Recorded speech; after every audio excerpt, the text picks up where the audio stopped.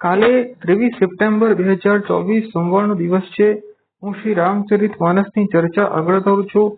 ત્યારબાદ પ્રભુ શ્રી રામચંદ્રજીએ શ્રી સુગ્રીવજીને કહ્યું કે રાવણ વધની તૈયારી પ્રારંભ કરવી જોઈએ અને ત્યારબાદ શ્રી સુગ્રીવજીએ તરત જ બધા વાનરોના જે સેનાપતિઓ હતા તેમને બોલાવ્યા અને સેનાપતિઓ તરત જ તેમણે સેનાને તૈયાર કરી અને આ સેનામાં અનેક વાનરો અને રીંછ હતા અને આ બધા વાનરો અને રીંછ અનેક રંગના હતા અને ત્યારબાદ બધા વાનરો અને આ બધી સેનાએ શ્રી રામચંદ્રજીના ચરણોની વંદના કરી અને ત્યારબાદ પ્રભુ શ્રી રામચંદ્રજીએ આ સેનાને જોઈ અને પ્રભુ શ્રી રામચંદ્રજીએ પોતાની કૃપા દ્રષ્ટિ આ સેના ઉપર નાખી અને ત્યારબાદ રામ કૃપાનું બળ પ્રાપ્ત કરીને આ સેનામાં જેટલા પણ વાનરો અને રીંછ હતા બધાને પાંખ વાળા પર્વત સમાન બળવાન બની ગયા અને ત્યારબાદ પ્રભુ શ્રી રામચંદ્રજીએ સેનાને પ્રસ્થાન કરવા કહ્યું અને જેવા પ્રભુ શ્રી રામચંદ્રજી આ સેનાને લઈને પ્રસ્થાન કર્યું તરત જ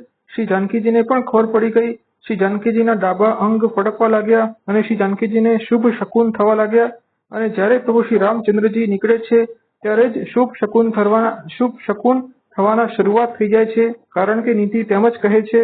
અને અહીંયા રાવણને પણ અપશકુન થવા લાગ્યા કે શ્રી રામચંદ્રજી હવે સેનાને લઈને નીકળ્યા છે અને આ સેનામાં અનેક વાનરો અને રીંછ છે અને આ વાનરો અને રીંછ કેટલાક આકાશ માર્ગે અને કેટલાક ચાલીને નીકળી રહ્યા છે. આ વાનર અને રીંછની સેના એ ખૂબ જ ગર્જના કરી રહી છે, તે મોટેથી તે ધ્વનિ કરે છે અને આ સેના પરમ પ્રતાપી કૌશલનાથ પ્રભુ શ્રી રામચંદ્રજીની જય હો તેવી રીતે તે ધ્વનિ કરે છે અને આવી રીતે ધરતી ડોલી રહી છે અને નાગ મુનિ દેવતાઓ અત્યંત પ્રસન્ન છે કે હવે પ્રભુ શ્રી રામચંદ્રજી જે તેમનું દુઃખ છે તે દૂર કરવા જઈ રહ્યા છે અને આ સેનાની ધ્વનિ સાંભળીને વનમાં જેટલા હાથીઓ હતા તે પણ ધ્વનિ કરી રહ્યા છે અને આવી રીતે વાનરો અને રીંછ નીકળી રહ્યા છે.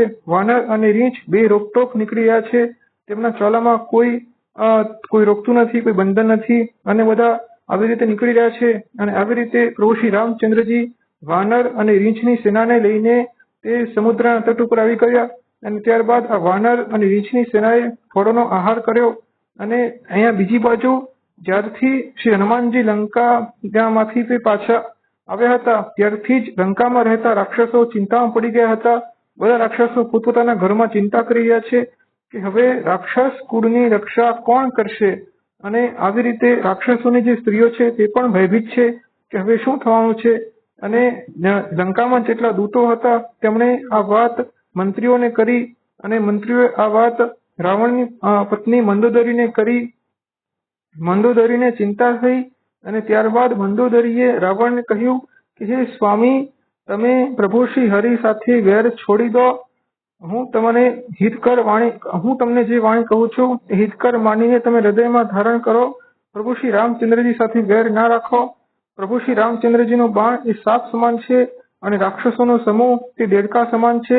પ્રભુ શ્રી રામચંદ્રજીથી તમને કોઈ પણ બચાવી શકે તેમ નથી. પ્રભુ શ્રી રામચંદ્રજીથી તમને બ્રહ્મા અને મહેશ પણ બચાવી શકે તેમ નથી. અને હે સ્વામી, તમે સીતાને તમારા મંત્રીઓને બોલાવીને સીતાને શ્રી રામચંદ્રજીને ત્યાં પાછા સોંપી દો અને શ્રી સીતા એ આ કુળ માટે જાણે એક ઝાડાનો જે પવન હોય છે, ઝાડાની જે ઋતુ હોય છે તેવી રીતે બની આવી છે. આવું મંદોદરીએ રાવણને કહ્યું અને રાવણ ત્યારબાદ પરમ અભિમાની અને મૂર્ખ રાવણ ત્યારબાદ તેમ બોલ્યો કે હે મંદોદરી, સ્ત્રીઓનો સ્વભાવ સાચે જ ખૂબ જ ડરપોક હોય છે. મંગલમાં પણ તમે ભયભીત થાવ છો અને હે મંદોદરી, તારું મન અત્યંત અને ખૂબ જ કમજોર છે અને જો વાંદરાઓની સેના અહીં આવી પણ જશે તો પણ રાક્ષસો તેમનું આહાર તરીકે ગ્રહણ કરીને પોતાનું જીવન નિર્વાહ કરશે. અને જે રાવણથી લોકપાલ પણ ભયભીત છે તે રાવણની પત્ની થઈને તું આ રીતે ભયભીત થાય છે. આવું રાવણે મંદોદરીને કહ્યું. ત્યારબાદ રાવણ તરત જ સભામાં આવી ગયો અને સભામાં આવીને તેને ખબર પડી કે પ્રભુ શ્રી રામચંદ્રજી તેમની સેનાને લઈને સમુદ્રની પેલે પાર પહોંચી ગયા છે અને રાવણ વિચારમાં પડી ગયો અને રાવણે સભાના મંત્રીઓને કહ્યું કે કોઈ ઉપાય કરો. ત્યારબાદ સભાના મંત્રીઓએ રાવણને કહ્યું કે મહારાજ, કોઈ ઉપાય કરવાની આવશ્યકતા નથી. તમે તો દેવતાઓ અને રાક્ષસો ઉપર પરિશ્રમ કર્યા વગર જ વિજય પ્રાપ્ત કરે છે. આ મનુષ્યો અને વાનરોની તો ગણતરી જ શેમાં થાય છે.